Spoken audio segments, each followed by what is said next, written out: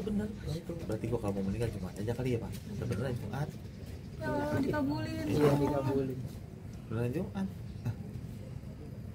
Ada beberapa media kan ada yang deket banget juga sama dia tuh Mpok lah. Sampai suguh-suguh kan Mpok gitu. Dia makan kagak bisa nolak apa-apa tuh orangnya ini. Apaan nih gua mau lagi nih gitu biasanya. Mungkin menjelang apa menghembuskan nafas itu sempat komunikasi apa Iya, bilang Pak ini copotin ya, Mama nggak kuat napas udah di sini gitu. Sempet ngomong gitu. Ngomong. Malamnya jam 2 tuh tidur udah nggak begini, tadi tidur lagi di tempat meja makan begitu tuh di rumah sakit, tadi tidur apa Mas? Suruh tidur di sampingnya. Jangan ini sempit gitu. Usapin aja ya. Iya kan ngomongnya 1 2, iya gitu doang. Usapin gitu kan, usapin udah dingin. Udah dingin ini ya. Makin kemari makin sini dinginnya. Kayak gitu. Makin ke kaki tuh jam abis subuh ke kaki tuh udah mulai tuh dingin.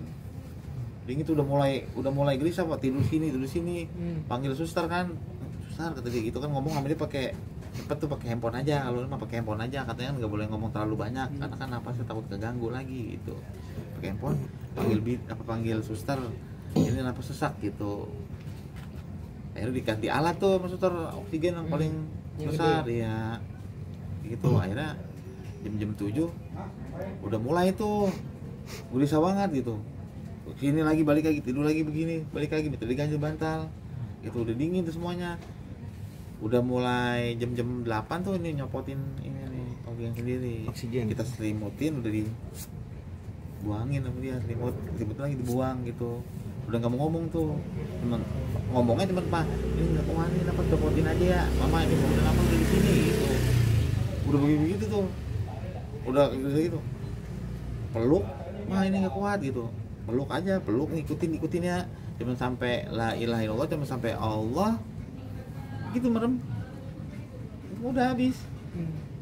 Kata dokter kita upayakan silakan dokter kayak gitu biar medis juga ketahuan kan maksudnya memastikan nih udah masih ada apa enggak gitu. Ternyata emang udah nggak ada.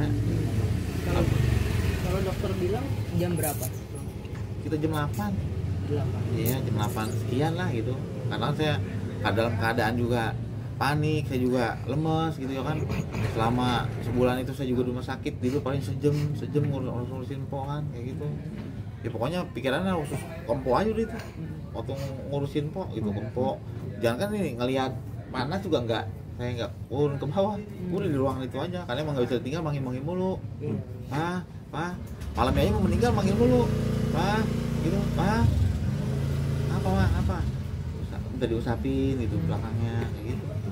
Mau meninggal sampai di pangkuan saya naik ke kasur dia sini saya peluk saya ini ikutin saya tuntun kayak gitu, masih mau ngikutin sampai Allah habis. Orang pertama yang Bang Haji telepon siapa? Arafi sama Irfan atau orang tua? Orang tua. Ya. Orang tua saya telepon, baru Arafi Irfan tuh telepon.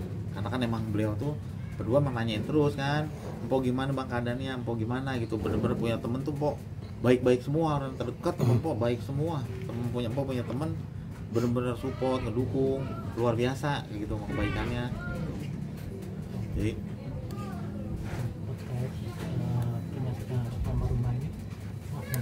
kalau dari keluarga sendiri ada masukan yang riwayat? Oh iya, jadi almarhumah ini divonis genetik dari ibunya kayak gitu karena empok punya ibu kelenjar kayak gitu, cuman mungkin nggak ganas ini nggak aktif kayak gitu. Terus punya ponakan juga sama 4 kali operasi kayak gitu, jadi nggak aktif gitu kan. Abangnya juga sama nih ada di sini, abang lagi ada di sini gitu, cuma nggak aktif. Banyak kelenjar. Ada, itu emang genetik kata dokter gitu, faktor genetik sebenarnya. Gitu. Kalau lifestyle-nya almarhumah itu seperti apa sih yang abang tahu? Gaya hidup. Oh gaya hidup. Oh gaya hidupnya sama makanan itu jarang, nggak sembarangan juga dia makan. Karena emang jarang makan kan, paling makan secukupnya apa itu.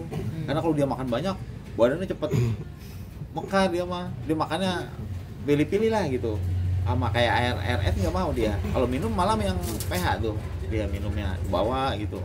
Kalau buat makanan sih alhamdulillah teratur gitu. makanannya sehat gitu, nggak makan makanan sembarangan. Paling jengkol nomor 1 dia mah. Jengkol itu nggak hilang kalau jengkol, ya kan? Nomor 1 kalau jengkol. Nah bang, tadi kan abang ngomong kalau makan banyak empok cepat makan gitu. Iya. Nah semua orang tuh nggak nyangka dengan penyakitnya empok, tapi badannya tetap kayak orang seger Ya, bang. iya. Satu kan habis melahirkan tuh emang lagi penurunan berat badan gitu, empok. Berat kayaknya ngap gitu, badan terlalu besar kayak gitu. Ya emang makannya juga nggak terlalu banyak kayak gitu. Dia mau makan dari dulu juga nggak banyak sih mau makanan, paling ngemil, ngemil coklat kayak gitu, dia ngemil kayak gitu. Tapi selama sakit nggak kurus ya bang? Maksudnya nggak krempeng Enggak, gitu loh bang? enggak. Emang wanita super itu almarhumah gitu ya kan. Kalau orang-orang kan kulit ya, Iya. dia mah segar kulitnya gitu. Mungkin karena saya ajarin mah kalau kita jangan lepas wudu, kalau mau tidur wudu, itu jalanin dia wudu, dia mau tidur wudu dulu kayak gitu. Selama sakit berarti ibadah Iya, lancar terus iya. ya, Bang, Alhamdulillah. walaupun Maksudnya dari kasur. ya nggak sakit juga ibadah. Iya, iya. Ya, sholat, dia zikir di rumah gitu habis maghrib tuh, kalau mau masukin pulangan sore dia sholat habis maghrib sampai isya tuh zikir aja gitu. Bang, tadi kan abang bilang 1 bulan itu di rumah sakit terus nggak bisa ninggalin kok gitu. Anak-anak kembar Rafa Raffi kan masih kecil ya Bang. Nah itu bagaimana bang?